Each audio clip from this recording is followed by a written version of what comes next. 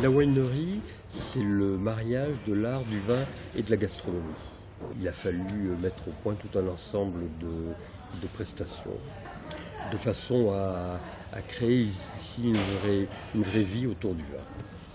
La particularité du restaurant de la winery, c'est que vous pouvez acheter vos bouteilles de vin en boutique, les payer au prix de la boutique et les consommer au restaurant.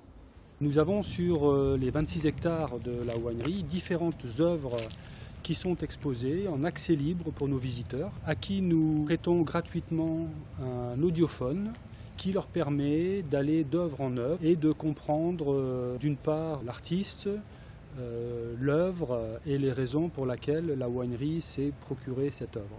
Vous pouvez assister et participer à une séance de signes onologiques qui est un concept unique à la winery. C'est une dégustation qui dure environ 1 heure, où vous dégustez des vins qui sont très différents les uns des autres, que vous notez vous-même. Vos réponses sont enregistrées dans un logiciel, et ce logiciel, à la fin de la séance, analyse vos réponses et détermine votre signe œnologique, qui est en fait votre profil œnologique et votre typologie de consommateur de vin. L'avantage, une fois que vous connaissez votre signe œnologique, c'est que vous ne pouvez plus vous tromper quand vous choisissez votre vin, parce que justement vous connaissez le style de vin que vous aimez. Alors, à partir de la winery d'Arsac, nous offrons aux touristes une visite du château d'Arsac, qui est un domaine en appellation Margaux. Et l'objectif de ce wine tour est de leur faire découvrir le terroir.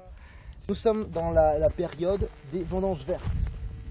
Ici, le château d'Arsac, bâtiment de 1830, reconstruit après la Révolution française. Les œuvres d'art, elles sont le prolongement de l'architecture du château.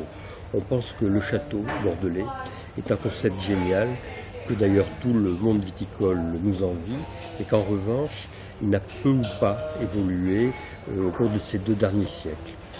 Et si vous voulez, ces acquisitions annuelles d'œuvres d'art nous permettent de le faire rentrer dans la modernité, et on dit qu'elles sont le prolongement de l'architecture du château.